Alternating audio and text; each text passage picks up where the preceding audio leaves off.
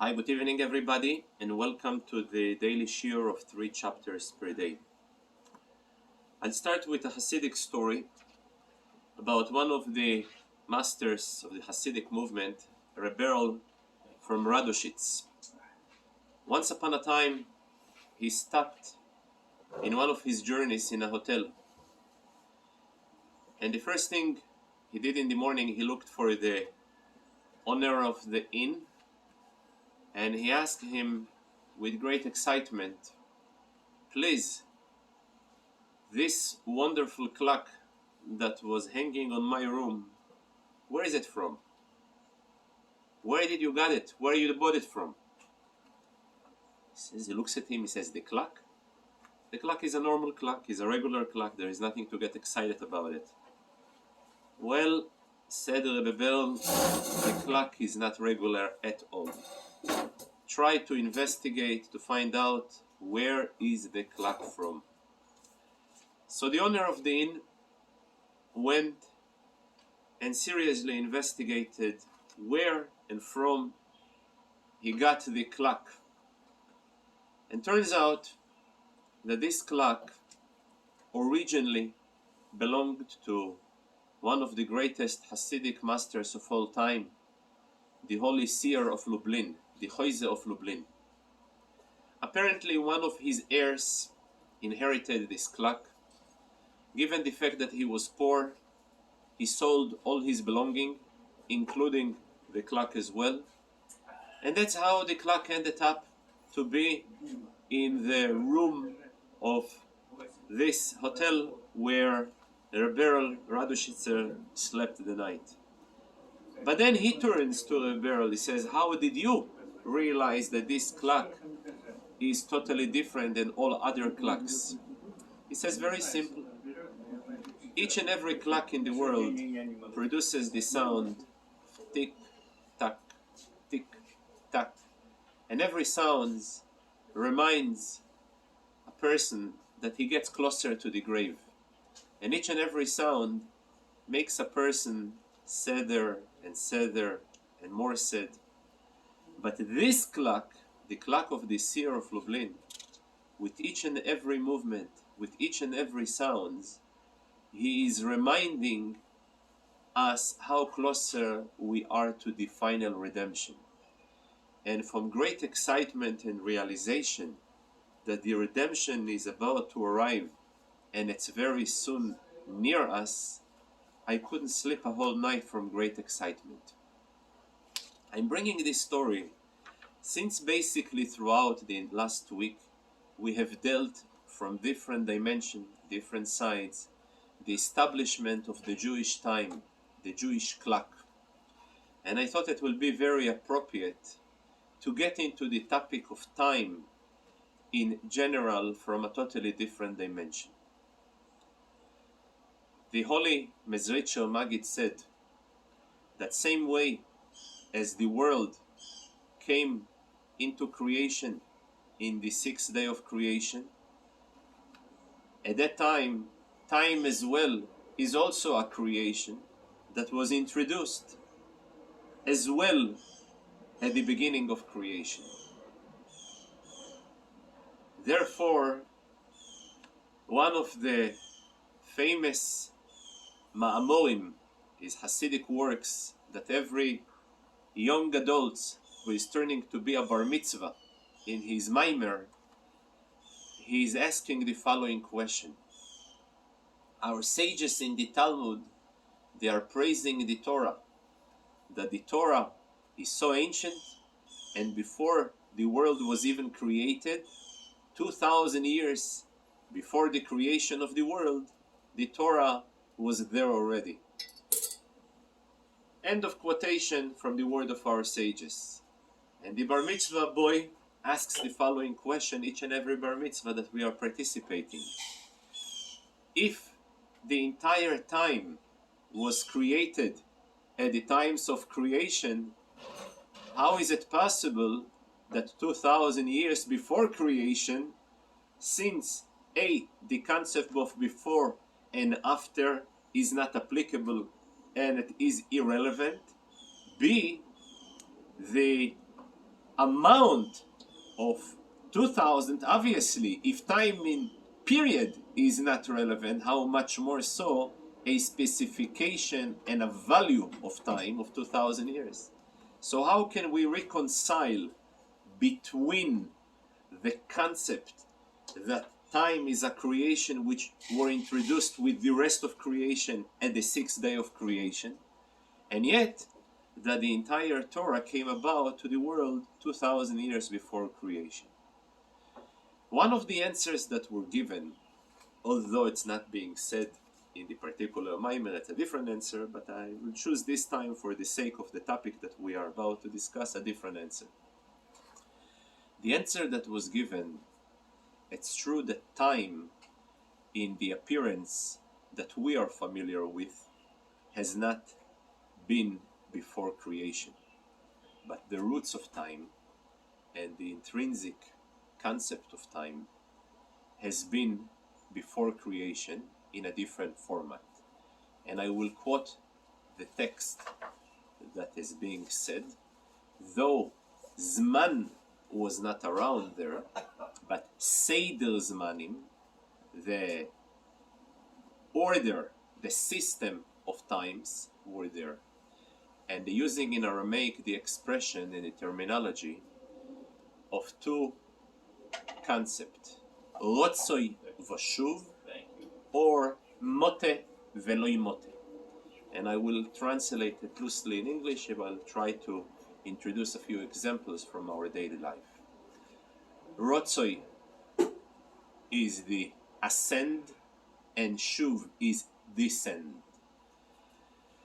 Typically every person throughout his life, he's inhaling and exhaling. The inhale and exhale are basically two opposite movements that a person expresses existence and a lack of existence at the same time. Any vibration of frequencies on any concept, mote veloi mote, reached and not being reached. Any type of attention that the core question of existence and not existence are coming about, they are basically representing and echoing and reflecting what time is all about. Typically, when somebody is not comfortable in a certain environment, he's not going to become. And a typical expression of a person who is not calm, he is in a state of volatility, of movement. The more he is volatile, the more uncomfortable he is. The less he is volatile, the more calmer, the more stable, he's more comfortable with the environment. Which means, so if we see over here, and that's what we have been covering throughout the entire week about the track of the sun, the track of the moon, the track of the sun versus the moon, the position of the sun in relation to the globe, the position, the distance in degrees between the expected movement and in the reality movement. We're talking about, if we're going to sum it up, we have learned that a few things. We have learned that the moon is way more volatile than the sun. We have learned that the moon is way more unpredictable than the sun.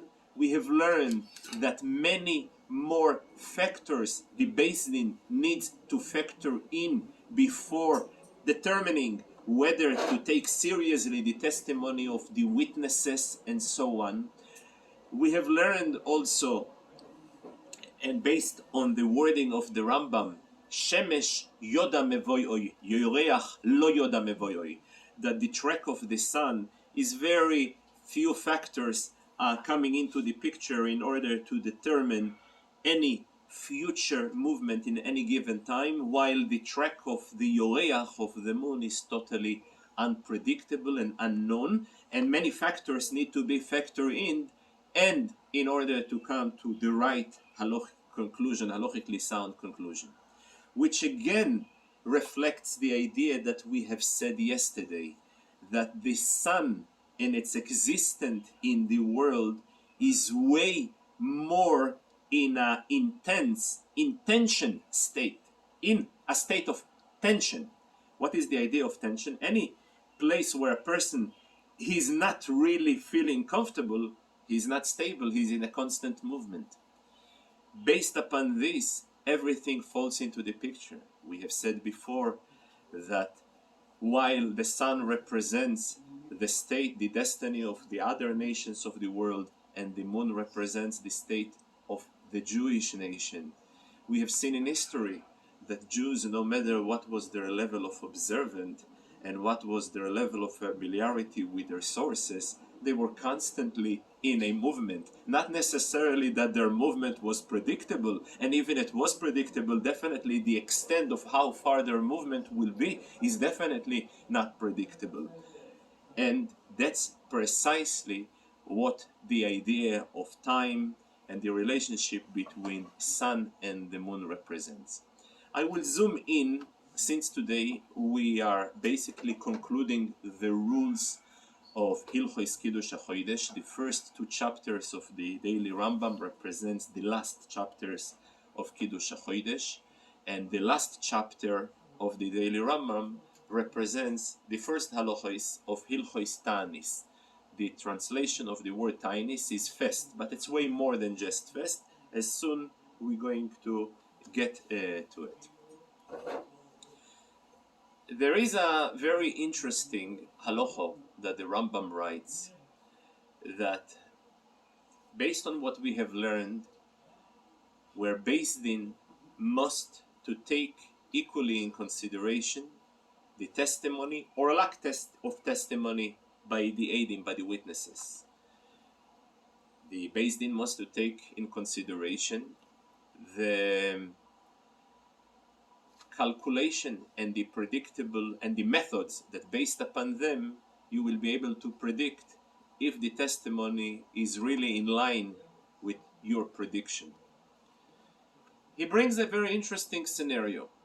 We've learned before that though the precise cycle where the moon circles, orbits throughout the world in 1 month is 29 and a half days. Slightly more than this.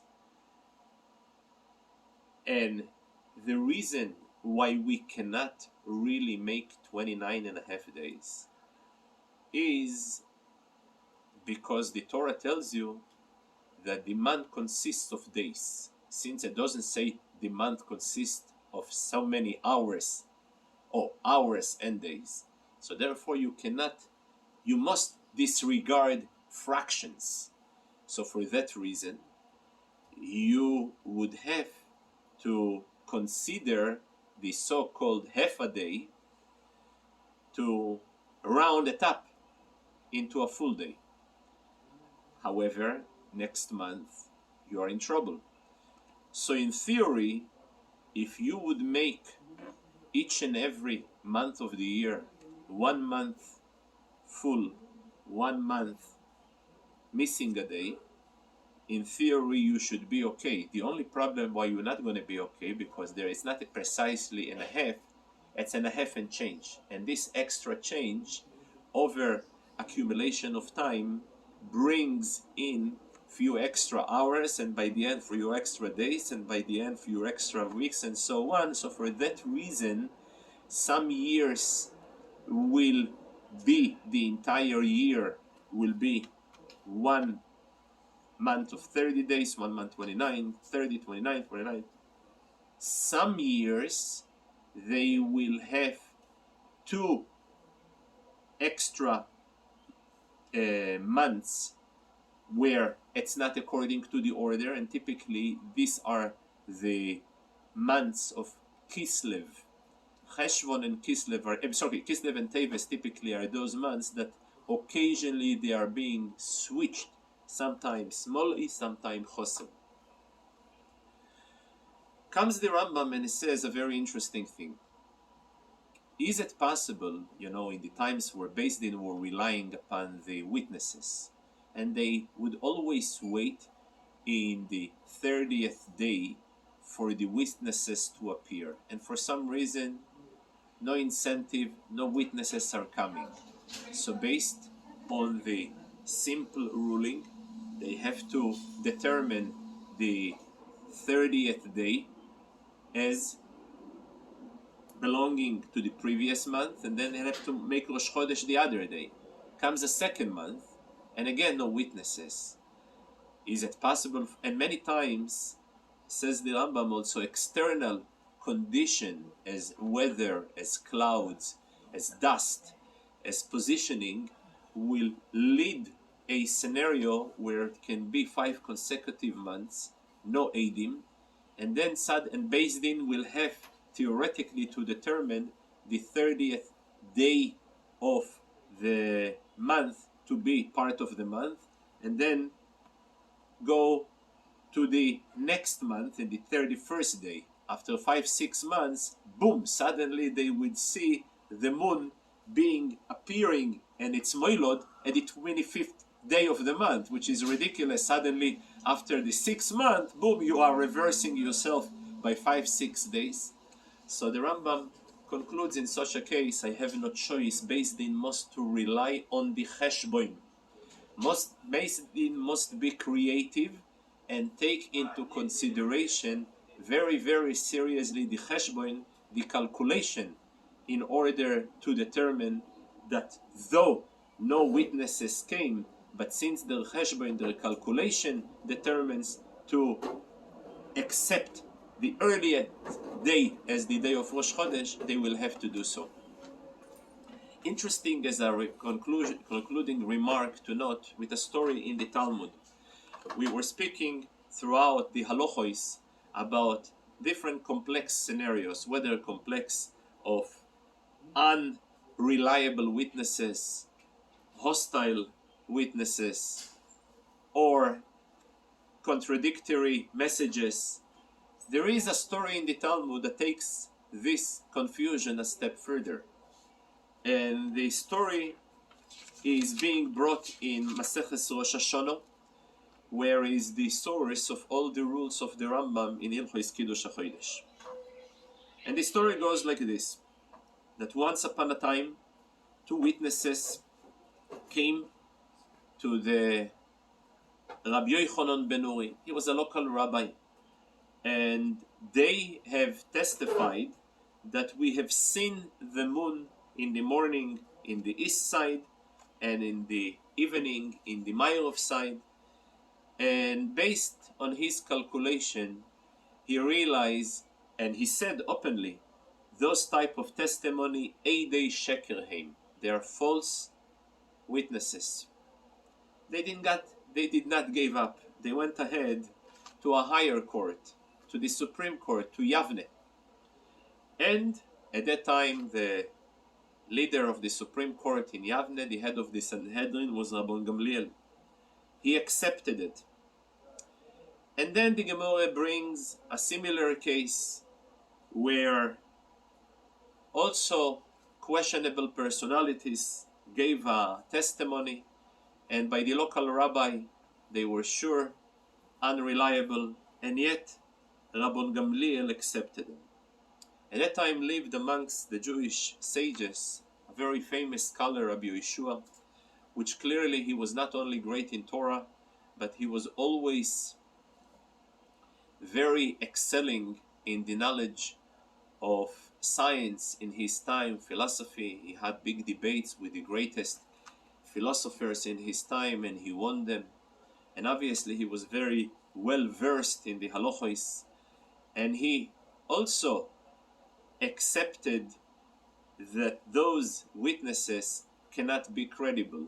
And in fact, he even said how they can really testify about a lady who gave birth when a day later I still able to see that she is still pregnant. That's how clearly unreliable in his opinion they were.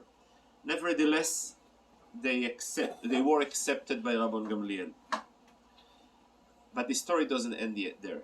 Rabban Gamliel tells him, he says, since after all the power, the authority of the decision-making process about the Jewish holidays in the hand of the Sanhedrin, so I'm making a decree that you should go to me, according to your calculation, in the day that Shabbos, that Yom Kippur falls on Shabbos, according to your calculation, you should go and desecrate your Yom Kippur in order to demonstrate that despite the fact that according to what makes sense to you, seemingly you are right and I am wrong, but if you would stick to your opinion and everybody will make his own decision, the Torah will be torn apart and future for Jewish continuity will be in question.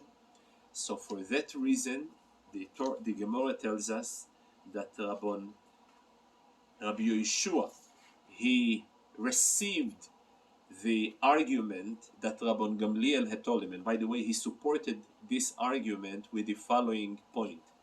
He said, if we will start to question every decision that were made from the time that Moshe Rabbeinu appointed his first Sanhedrin, you're going to go and dig to each and every decision, you will be able to find flaws and you will be able to find questions. But Torah itself said, Eile moyadei Hashem mikurei kodesh, they are the holy days of God, the days that they are being called holy, asher tikeru oisom, that you will be calling them, proclaiming them, announcing them, and the word them in Hebrew spelled oisom but without a vav. When the vav is missing from the word oisom, it can be read as atem. You are. You have the power to decide to take a average, a normal day, and after the decision and the certificate of the holiness of the day were made by you, God honors it and it becomes a holiday. So we see over here a very interesting point as a concluding remarks, that not only the determining factor is the testimony of the Eidim, not only the determining factor is over here the calculation of the astronomy that we have learned the basics of it in the last few days, but the first and foremost and the final decision were delegated by God to the Supreme Court, to Beis Din HaGodel, to the Sanhedrin, to determine what day is a holiday, and even though that some flaws can be found, after a decision was made, it must be honored.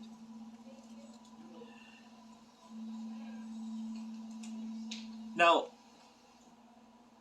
after this introduction, we can make a little sense how come the proximity immediately after Hilchos Kiddush HaChodesh, we're going right away to the halachos of Tainis.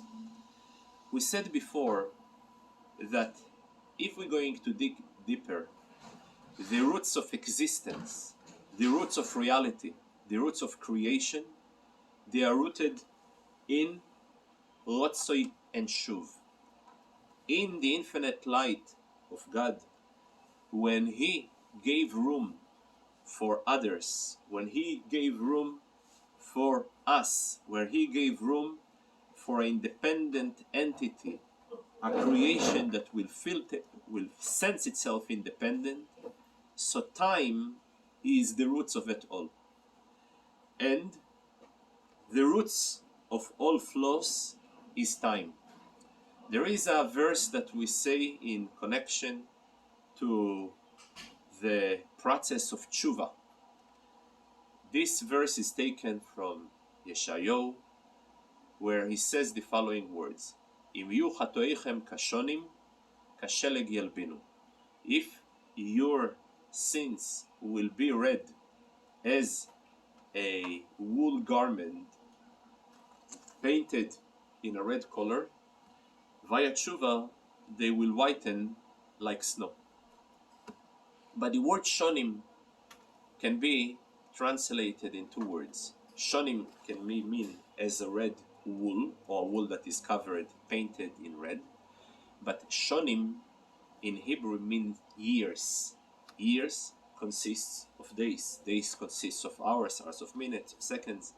Time.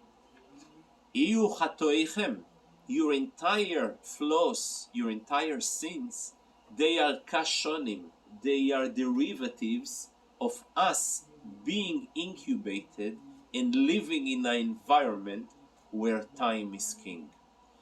We said before that time is a reality of Rotzoy and Shov. Time is a reality where tension always reflects when you are stressful to be in an environment.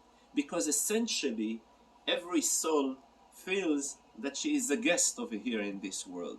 And essentially, she is yearning to go back to its source. So the power of sin is a derivative of time. So in order to wipe out the sin, I must elevate myself above time. So therefore we see something very interesting. Hilchos Tainis, in contrast to Hilchos Tshuva. Hilchos Tshuva was already discussed earlier in the first book of Rambam, Sefer Hamado. Towards the end, we have learned Hilchos Tshuva. But over there it deals mostly, focuses on the Tshuva of the Yochid, the Tshuva of the individual. Tshuva of a Yochid, it's one thing. It's much harder to go and erase and change and elevate a state of a society, of the collective, of the general. It is also much harder to make a change in the world when a certain tragic phenomena takes place. So the rules of Hilchos Tainis are based on one verse in the Torah. There is a biblical commandments that any time that we are facing whether a war or any other tragedy, we gotta scream for Hashem and ask Him He should have mercy and take us out from the situation, for the unpleasant situation we are finding ourselves in. This is biblically. There is a story that once I heard in a Farbrengen from the Rebbe about the Chofetz Chaim. Once upon a time in Russia, it was a terrible decree where the government was introducing against Judaism. And a delegation was sent by the Chofetz Chaim to appeal, to try to persuade the government to erase, to remove this decree. They tried and they came back. And then the Chofetz Chaim, and they said to him that we have tried, we appealed, there is nobody to talk to. They're not listening, they are very determined. And then the Chofetz Chaim turns to them and he asks them, have someone of you have at least fainted when the government rejected to erase this decree? And the Rebbe screamed, when you have heard the rejections of the government. Which means there is an expression that the Rebbe repeated many times as tutvei shreitmen. When something hurts, you scream. And part of the legitimacy of this behavior is stated in the Torah itself. Biblically, not only we got the scream, but also we got the trumpet, or produce sounds via trumpets. This is biblically. And rabbinically, they have added not only with trumpets, but also with shofaris, with shofar as well. While the shofar made short notes, the trumpet makes long notes. But further than this, rabbinically, they have introduced also the practice of fasting as well for different type of tragedies that appearing both on the public and on the community, for individual as well. Throughout the rules of Tainis, the Rambam touches different scenarios. First of all, he gives the opening statement that any type of a reply or respond by a person, whether it will be individual or community, that anything that happens is part of statistics. Nikoi nikris. It's an accident. To say so, it means to be cruel, because at the moment that a person refers to a message as a false alarm, he triggers another so-called alarm to come. At the moment that he is treating this alarm as seriously, then chances are that he will improve his ways and no more alarms will be needed and things will be good.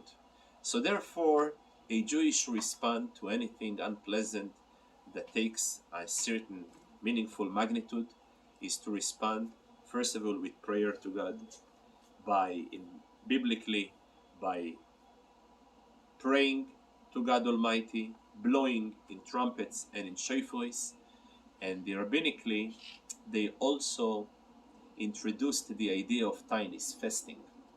But it is very important that those fasting, since they are a responsive action, there is very specific guidelines when not to fast. For example, Shabbos, holidays, Hanukkah, Purim, Rosh Chodesh, it is forbidden to introduce a public fast. However, if they have started already in a public fast, and then while they are fasting, it overlapped with Rosh Chodesh, Hanukkah, and Purim, that's fine. Another critical requirement that acceptance of the tainis must be done before minche of the previous days. If no acceptance of the tainis before minche were taking place, so the tainis, the fast is meaningless halachically. There is another issue that is being discussed, where a person comes from a place they don't fast into a place that they do fast. A person should fast, and if for one reason or another he forgot and he ate something, at least he should not display his lack of the participation in the communal practice in the place where he came to. There are also very important distinction that is being made between a person who were fasting for a certain reason, whether for epidemic that started, whether a hunger that strike, whether bad animals who came around, whether a drought, that there is no rains. Those are reasons that a ta'anit, a communal fast, is being instituted. But yet, in the middle of the ta'anit, the particular issue, the particular request that they were looking for, were answered by God. Should a person continue with his fast, or he should stop? And there is a clear distinction between an individual, a yochid, or a rabbim, a collective, a community. If it is an individual person who fasted, and the particular